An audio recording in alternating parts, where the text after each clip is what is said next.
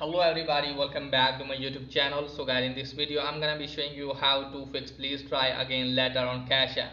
So guys, let's get started without wasting your precious time. So guys, if you try to open the Cash App and it's not working and you're getting the error like this, please try again later, then I'll show you how can you fix it. So guys, it's pretty easy and basic for you to fix this issue.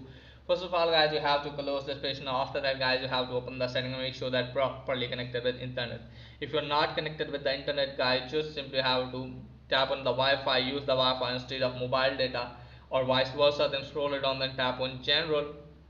From here you have to scroll it down. If you're using iPhone, make sure that you have updated your device to the latest iOS version. From here guys, you can also go to iPhone storage. So let me tap on iPhone storage.